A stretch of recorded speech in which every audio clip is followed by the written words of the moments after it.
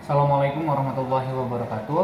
Waalaikumsalam warahmatullahi wabarakatuh. Kembali lagi bersama kami di kelompok 2. Di sini kami akan menjelaskan atau mendiskusikan tentang apa itu dioda. Izinkan saya memperkenalkan diri dulu. Saya Umar Hamzah. Saya Ardian Nur Arifin. Saya Gunawan. Saya Aini Nurhayani. Saya Yuninda Triatna. Saya Desia Putri. Nah, itu adalah anggota kelompok 2. Langsung saja saya akan menjelaskan tentang materi tentang teori dioda. Dioda adalah salah satu komponen elektronik yang memiliki fungsi khusus dalam mengatur aliran arus listrik.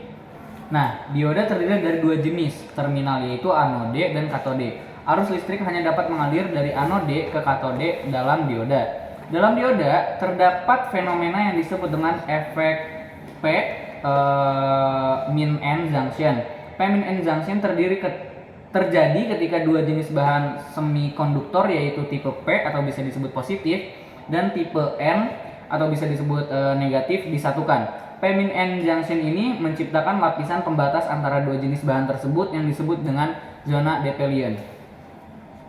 Nah, ketika tegangan diterapkan pada dioda, ada dua kondisi utama yang dapat terjadi, yaitu yang pertama adalah dioda forward bias, di mana tegangan diterapkan dengan arah dari anode ke katode. Pada kondisi ini, zona depletion menyusut dan memungkinkan arus listrik mengalir dengan mudah melalui dioda. Nah, kondisi kedua adalah dioda reverse bias, di mana tegangan diterapkan dengan arah dari katode ke anode. Pada kondisi ini, zona depletion memperluas dan mencegah arus listrik mengalir melalui dioda. Oleh karena itu, dioda dalam kondisi reverse bias berperan sebagai hambatan yang sangat tinggi terhadap aliran arus. Selain itu, dioda juga memiliki karakteristik tegangan jepit atau forward voltage drop.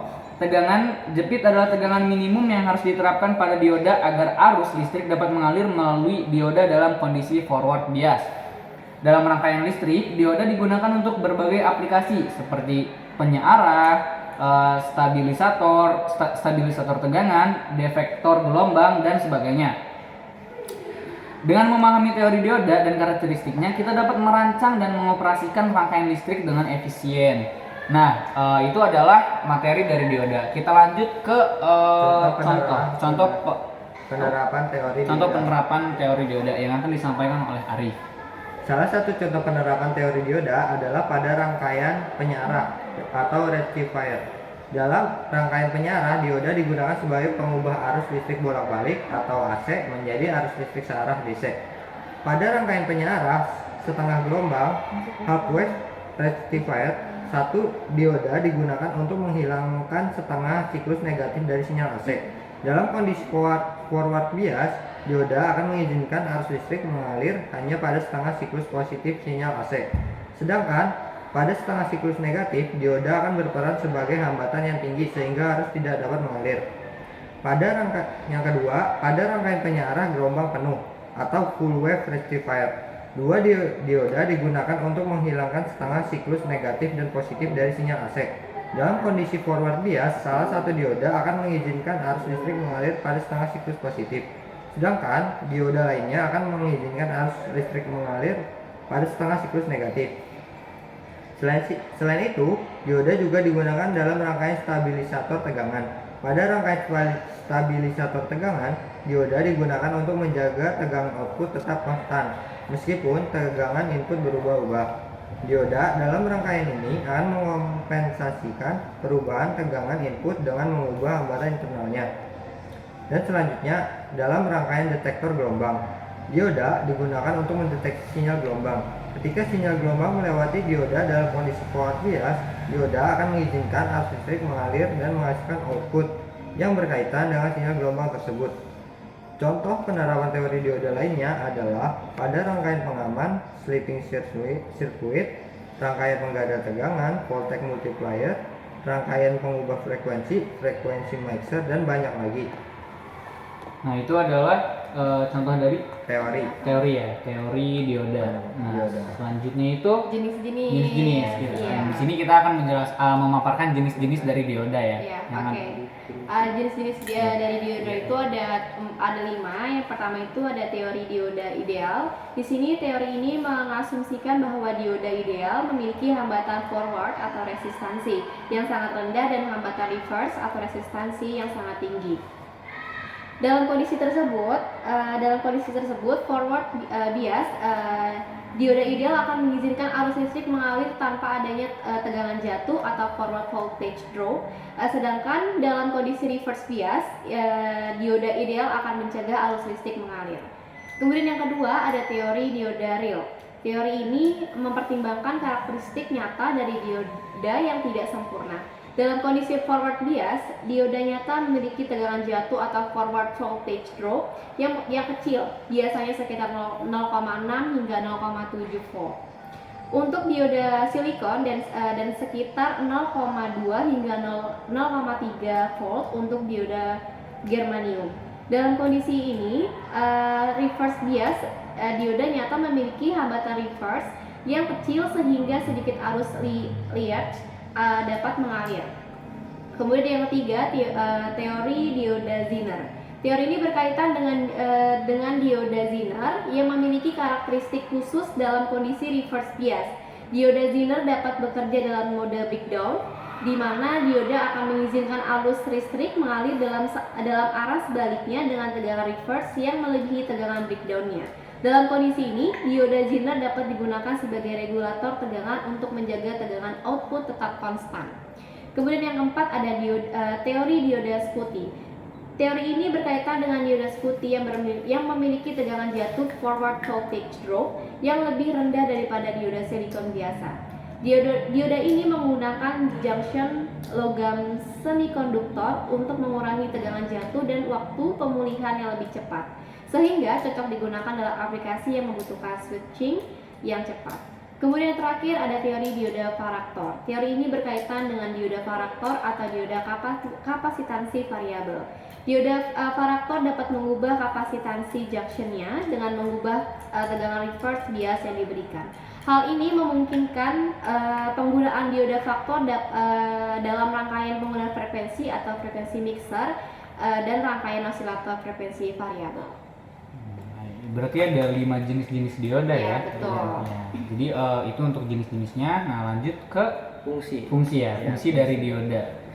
Fungsi dioda sangat penting di dalam rangkaian elektronika karena dioda adalah komponen semikonduktor yang terdiri dari penyambung P sampai N.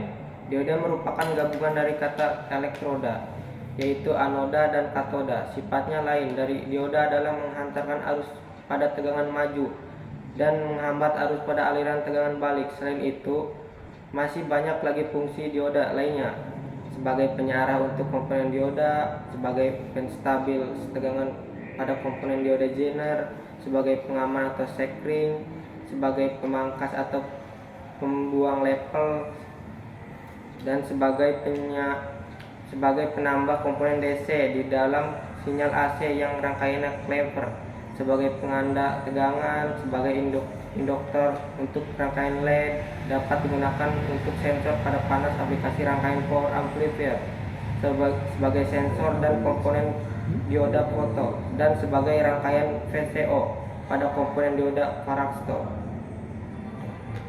Jadi itu fungsi-fungsinya. Banyak juga ya fungsi-fungsinya ya. Terus habis dari fungsi kita akan ke karakteristik aplikasi dioda serta kelemahan dan keunggulan dioda. Oke, langsung. Nah, karakteristik dioda itu ada 4. Yang pertama itu ada arus maju IF, yaitu meningkat tajam apabila tegangan pada dioda meningkat. Yang kedua ada tegangan terusan atau VF, yaitu tegangan minimum yang dibutuhkan untuk mengalirkan arus listrik pada dioda. Yang ketiga itu arus mundur IR, sedikit arus yang dapat mengalir melalui dioda dalam kondisi terbalik, biasanya dalam mikroampere atau nanoampere. Yang keempat itu tegangan breakdown, yaitu tegangan maksimum yang dapat diterima dioda tanpa merusaknya. Nah, aplikasi dioda itu ada 3. Yang pertama itu penyarah, detektor, dan satu laginya stabilisator tegangan. Penyarah itu ada 2, yaitu penyarah setengah gelombang dan penyarah gelombang penuh. Yang detektor juga ada 2, yaitu detektor detuning dan detektor modulasi. Yang stabilisator tegangan itu ada 3, ada Zener dan dioda referensi, ada regulator seri dan regulator Shunt. Keunggulan dioda itu mudah ditemukan, harganya cukup terjangkau, tahan terhadap kejut dan tahan lama. Kelemahannya itu tegangan threshold harus dicapai sebelum dioda dapat berfungsi, memerlukan tegangan yang cukup besar untuk diaktifkan dan tidak dapat digunakan dalam aplikasi arus AC. Oke. Ya melihat dari fungsi tadi yang diterangkan gitu ya, berarti emang dioda tuh berfungsi banget untuk listrik ya. Betul. Dan itu bisa mudah juga ditemukan ya, bisa dibeli atau ditemukan di mana gitu ya. Nah langsung ke Cara mengukur. cara mengukur. Gimana sih emang cara mengukurnya gitu? Dioda? Dengan menggunakan alat multitester atau yang biasa disebut dengan multimeter atau ovometer. Nah, langkah pertamanya siapkan multimeter dan juga dioda yang akan diukur. Setting multimeter pada posisi home kali 1K atau 100K. Tepatkan kabel probe berwarna hitam pada katoda, kemudian kabel merah ditempatkan pada anoda. Selanjutnya, baca hasil pengukuran pada display yang tersedia. Apabila jarum multimeter bergerak, itu artinya dioda mengalami kerusakan. Namun, apabila jarum berada dalam posisi diam, artinya alat tersebut masih dalam keadaan baik dan dapat berfungsi sebagaimana semestinya. Nah, itu adalah cara mengukur dioda. Pasti kalau misalnya ada cara mengukur pasti ada rumus-rumusnya ya. Nah, di sini saya akan menjelaskan tentang rumus-rumus dari dioda. Sebenarnya tidak ada rumus khusus untuk teori dioda. Namun terdapat beberapa rumus yang digunakan untuk menggambarkan karakteristik dan perilaku dioda dalam rangkaian elektronik. Beberapa rumus yang umum digunakan adalah 1. Rumus tegangan jatuh atau forward voltage drop pada dioda, yaitu VF sama dengan V kurang I kali RF. Nah, VF bisa disebut dengan tegangan jatuh dioda, V tegangan input, I arus listrik, RF yaitu hambatan forward dioda. Nah, untuk rumus yang kedua yaitu arus listrik pada dioda. I sama dengan IS kali buka kurung XP buka kurung VD per buka kurung N kali VT tutup kurung min 1 tutup kurung. Nah, untuk IA adalah arus listrik, IS yaitu arus jenuh, VD tegangan dioda, N faktor idealitas, VT tegangan ternal. Untuk rumus yang ketiga yaitu rumus hambatan reserve, yaitu RR sama dengan VR per IR.